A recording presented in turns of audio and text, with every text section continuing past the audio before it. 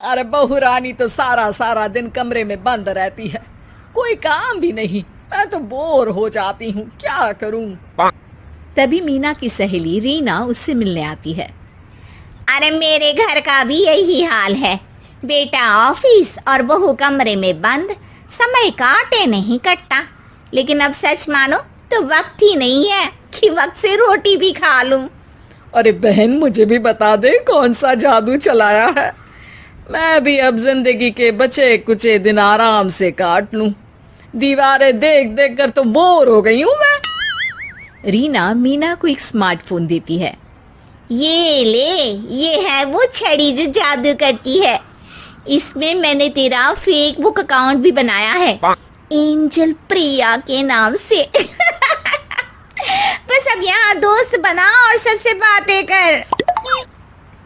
सास को पहले तो उतना समझ नहीं आता है, लेकिन धीरे धीरे वो उसकी आदत डाल लेती है।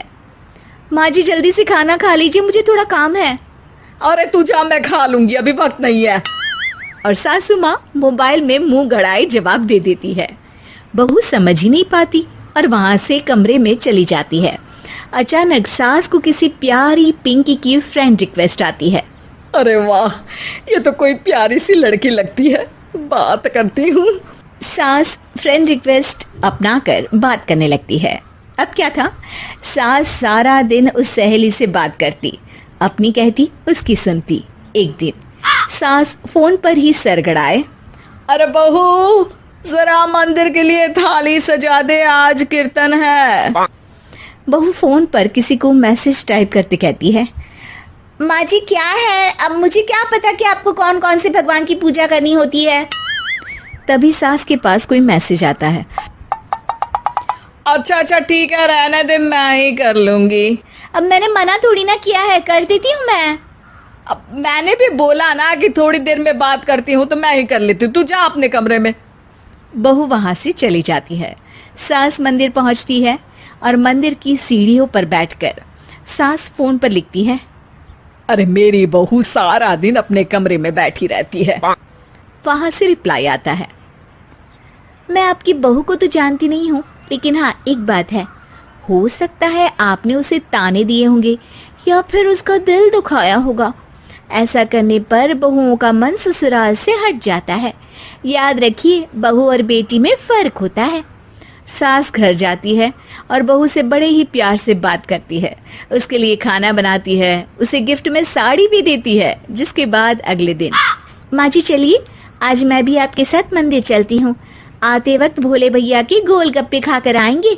अरे हाँ बहू, ये तो अच्छा है, चलो। सास मन में सोचती है कि उसकी फेक बुक वाली दोस्त कितनी अच्छी है। उसके समझाने से उसे उसकी बहू वापस मिल गई। वो बहू को अपनी दोस्त के बारे में बताने का सोचती है, लेकिन फिर चुप हो जाती है। बहू फोन पर टाइप करती है।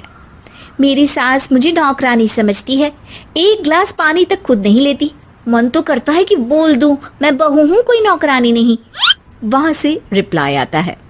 देखो, तुम्हारी सास को तो मैं भी नहीं जानती, लेकिन वो बुजुर्ग होंगी। पूरा जीवन उन्होंने घर गृहस्थी चूल्हा चौका में निकाल दिया। और फिर तुम ये भी मत भूलो कि जिस पति पर तुमको इतना गर्व है, उसे भी शिक्षा उन्होंने ही दी है। तो जिसने तुम्हें इतना दिया, क्या तुम उनकी थोड़ी सी सेवा नहीं कर सकती? बहू भी अगले दिन से सास का सारा काम करती, उनके पैर दबाती, उनका ख्याल रखती, उनके साथ घूमने जाती। एक दिन सास, बहू ये लो मेरा हीरे का हार। पहले तो सोचा था कि अपनी बेटी को दूंगी, लेकिन आज जब मेरे हाथ पैर में दर्द था तो तुम मेरा साथ दे रही थी। समय पर खाना पानी देकर तुमने ही मेरा बुढ़ापे में साथ दिया। उसके हिस्से का बहुत कुछ मैं उसे दे चुकी हूँ, लेकिन ये अब तेरा। बहू तो ये देखकर खुशी से उछल ही जाती है। वो सास को गले लगाकर कहती है। माँ जी आप सच में बहुत अच्छी है। भला हो उस एंजल प्रिया का जिसने मुझे आपसे वापस मिलवा दिया, वरना मैं तो हमेशा आपको गलत ही समझती। मैं तो सोचती थी काश वो एंजल प्रिया मेरी सास होती। क्या नाम लिया बहू? एंजल प्रिया तेरी फेक बुक फ्रेंड है? हाँ माँ जी, वो बहुत अच्छी है। उन्होंने ही मुझे बताया कि सास की कीमत क्या होती है। अरे बहू, कहीं तू प्यारी पिंकी तो नहीं? जी माँ जी, मैं ही हूँ प्यारी पिंकी। क्यों? सास बहू को गले लगाकर कहती है।